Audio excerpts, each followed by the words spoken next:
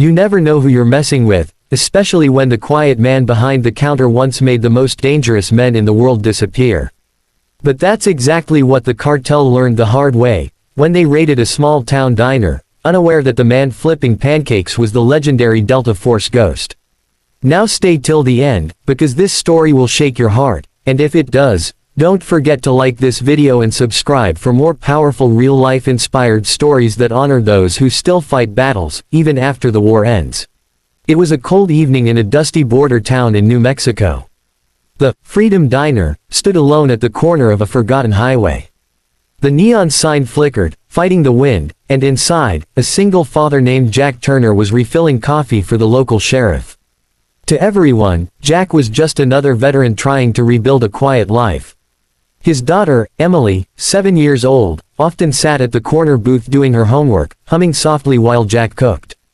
But behind Jack's calm smile hid a past sealed under classified ink.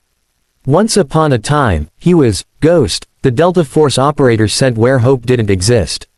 He'd seen too much, lost too much. After his wife died during his last deployment, he left everything behind to raise Emily and start fresh. The diner wasn't just a business, it was his therapy. A place where soldiers, truckers, and lost souls found warmth and coffee strong enough to stir courage back into them. But one night, the peace shattered. Around 10 p.m., 3 black SUVs screeched to a stop outside the diner. Men with tattoos of skulls and serpents stepped out, members of the Castillo cartel. Their leader, Rico El Vibora, had been expanding his operation through small towns, and rumor had it that the diner sat on a route perfect for smuggling.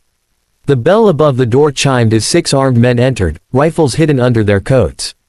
Jack's instincts fired before his mind could catch up. He subtly looked at the reflection in the steel napkin holder, counting weapons, exits, and cover points. Emily froze, clutching her notebook. The cartel enforcer slammed his hand on the counter. "Owner here." Jack nodded calmly. "That'd be me. What can I get you, gentlemen?" "Coffee's hot." The man smirked. "No, viejo. We ain't here for food.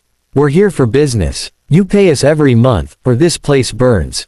The sheriff, sitting by the window, reached for his radio, but one of the gunmen noticed, pulling a pistol. Jack's tone stayed level, like a man talking down a storm. "Let's not do anything stupid," he said. "Kids in the room." The enforcer sneered. "Then you better listen, Grandpa." What they didn't know, Jack wasn't listening. He was calculating. The floorboards, the lights, the reflection in the ketchup bottle, everything was a tactical map. When the leader turned to mock the sheriff, Jack moved like lightning. He grabbed the nearest skillet, slammed it into the first man's wrist, twisting the gun away. In one motion, he ducked behind the counter, drawing the hidden combat knife taped under it, a relic from a life he swore was over. The next few seconds were chaos, plates shattering, bullets tearing through the air. Jack took out 3 before the others even realized what was happening. He moved with silent precision, each strike designed not for pain, but for finality. When the gunfire stopped, only one man remained, Rico himself, watching through the window. He saw his crew, his unstoppable men, on the ground. Jack stepped outside, his boots crunching the gravel, his apron still on, blood dripping from a small cut on his arm. His eyes, once calm, were now pure steel. Rico aimed his gun. "Who the hell are you?" Jack didn't answer. He didn't have to. The faint Delta Force skull tattoo on his forearm said enough. Rico's hand trembled. He'd heard the name whispered in the underworld, the Ghost, who wiped out an entire cartel in Bogotá 10 years ago. A legend. A nightmare. You're him," Rico stammered. Jack's voice was cold. "You came to the wrong diner."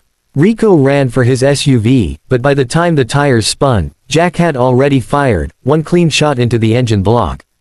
The car burst into flames. Rico stumbled out, coughing, begging. Jack didn't kill him. He handed him to the sheriff, who had just regained his nerve. "Book him," Jack said. "And make sure the feds get here fast.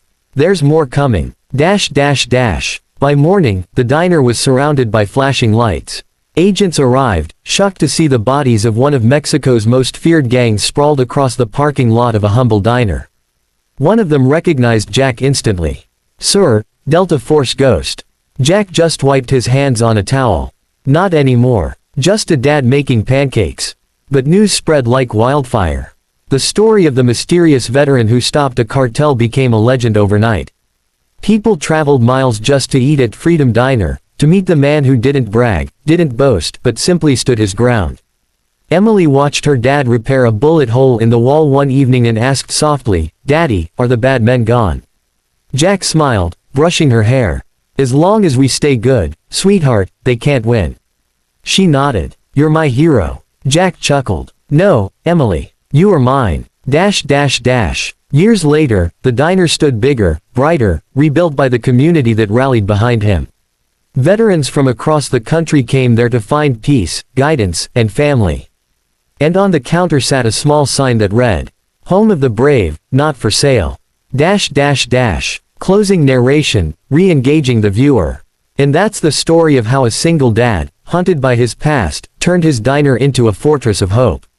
The world may forget its heroes, but true warriors never stop protecting what matters most: family, peace, and honor. If this story moved you, make sure to like this video and subscribe for more emotional stories that remind us, courage isn't about fighting wars, it's about fighting for those you love. Because sometimes, the strongest soldiers wear aprons instead of armor.